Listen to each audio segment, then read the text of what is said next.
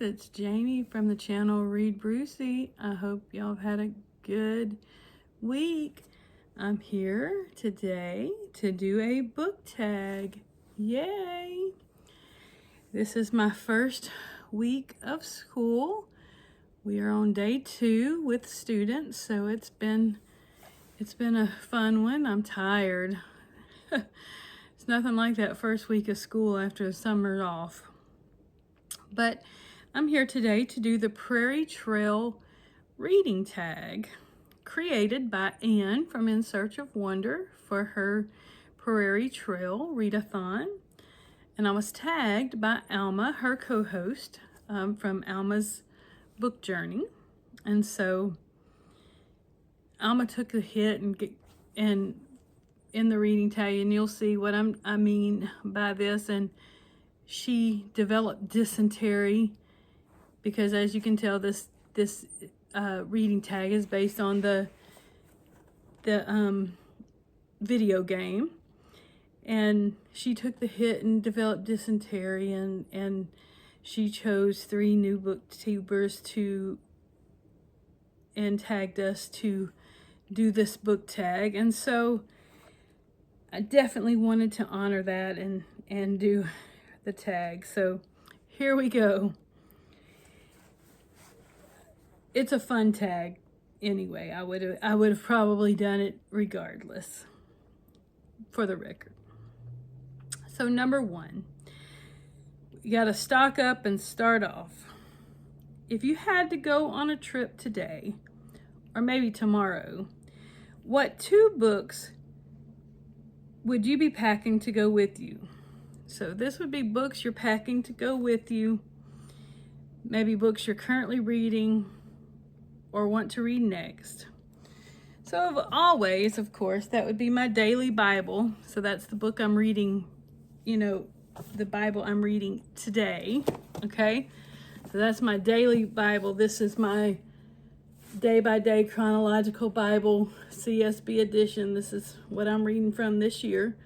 So of course that would have to go, okay? And that's a given. And then I'm currently working on Escape from the Everglades by Tim Shoemaker, okay? It's a little shiny, sorry. So we'd have to take that one along. And I'm slowly working on book 1 from Whitni Thornhill. This is one the author sent me to review, Wolf Among Sheep.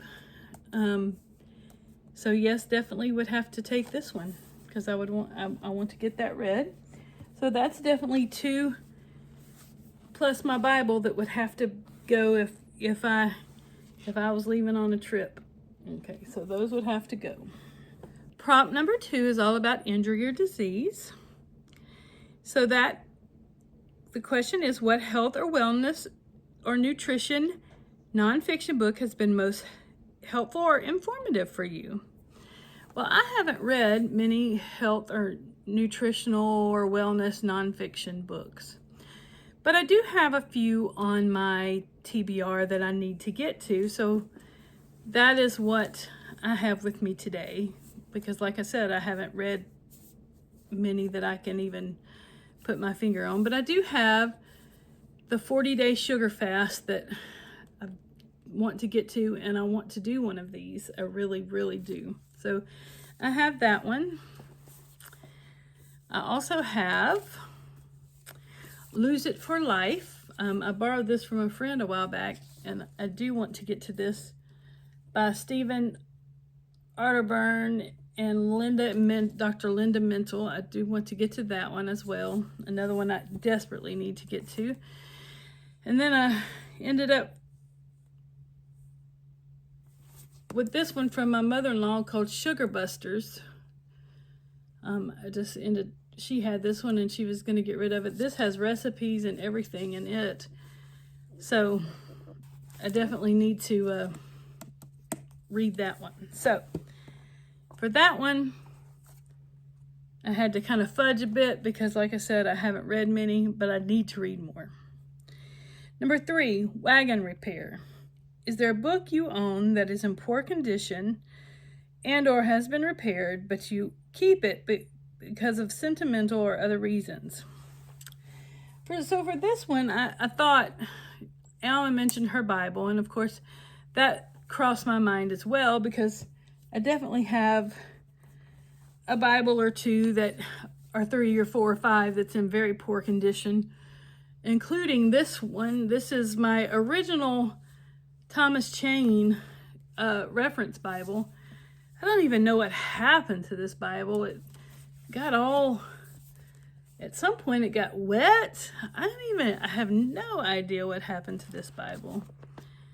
It's in very poor condition, but I would never, ever, ever get rid of it. It still has my maiden name on it. I have that one. So that is definitely one. And then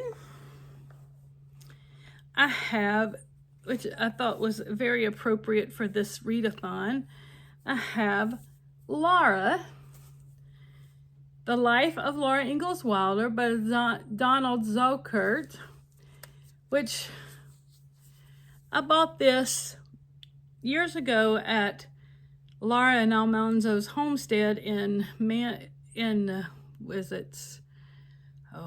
Missouri. I can't remember the name of the town where it is. It's right outside of, real close to Springfield, Missouri. But it's in very, very poor condition. Like, the binding is coming apart. Really I can't even read from it, but I keep it just because of the sentimental value of where I bought it.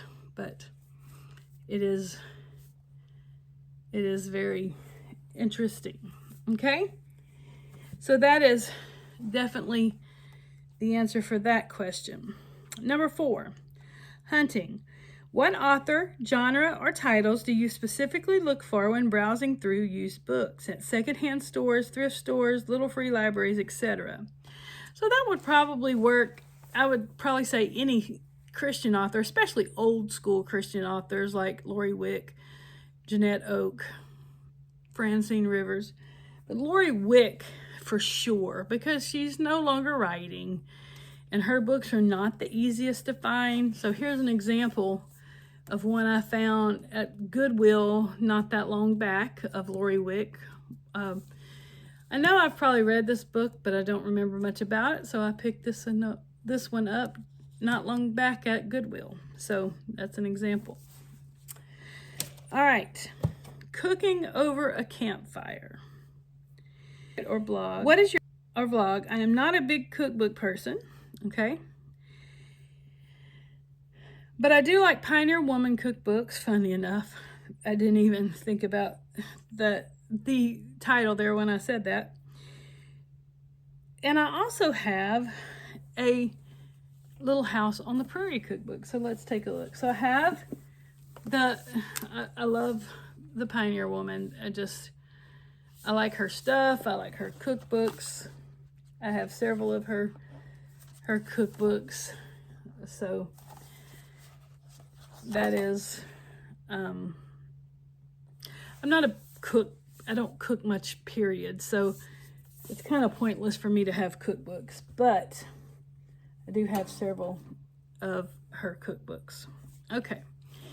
And then at some point, probably when I was librarian and we were or when I was teaching at Leesville Junior High and they were discarding, because it is a discard from a library. And so probably we were getting rid of this book because it is a rebound library book, as you can tell by the binding. But this is the Little House Cookbook, okay? And so that's pretty cool. It, like Swedish crackers, okay? Has a recipe. Different recipes from the Little House books. Cottage cheese balls. Okay. So that's neat. So I have those. Thought that was kind of cool. All right. Fort or town restocking. Where do you source most of your books? As I live in a rural community, I have one major place I can shop in my hometown, and that is Walmart. And so there's very few, I can buy a few books at Walmart, but not a whole lot. So most of my books are, if I have to buy a new book, of course, I have to buy it from the big A, the Amazon, whether we want to or not.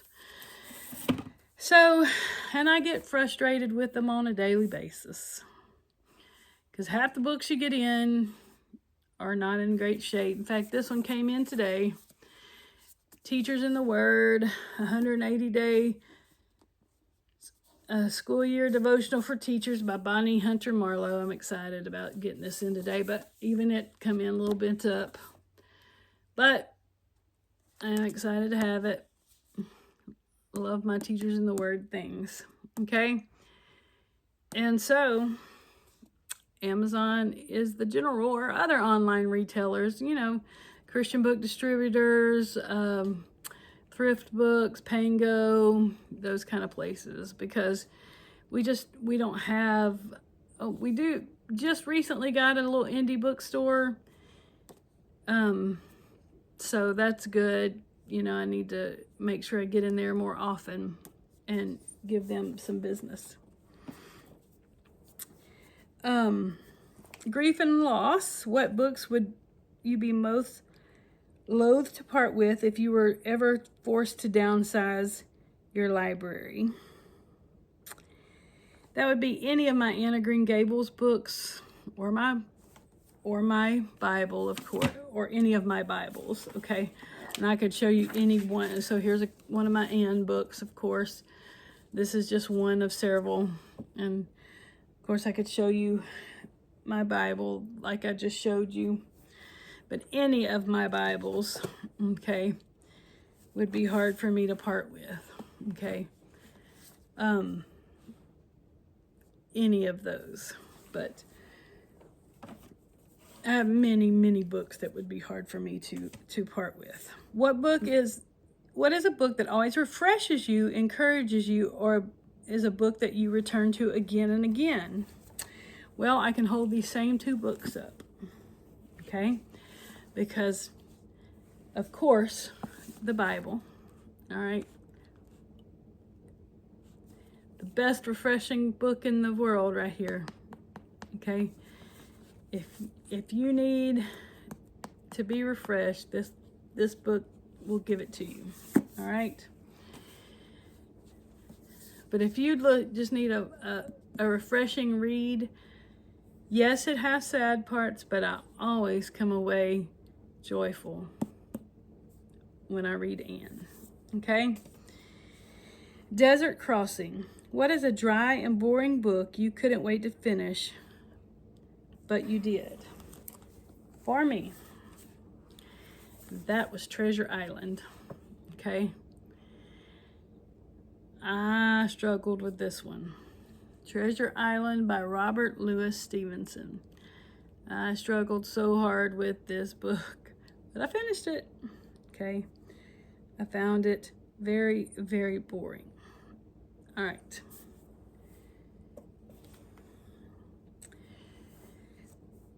Mountain Crossing. What is a book you have read that was heavy, either in page count, weight, or subject matter? Okay. So I have two examples here. I've got Emma, okay, which is a book that is page count heavy, okay. Classic by Jane Austen. And then I have any of the Mark of the Lion series by Francine Rivers that is heavy both in page count and subject matter, okay? So really a good example for that prompt. All right. And last but not least, number 11, choose your ending. Either A, you have died of dysentery, you can hand over the reins to 3 booktube channels that are new or new to you. or you have arrived in Willamette Valley. Tag 3 BookTube besties you hope will be your next door neighbors. So this one is hard.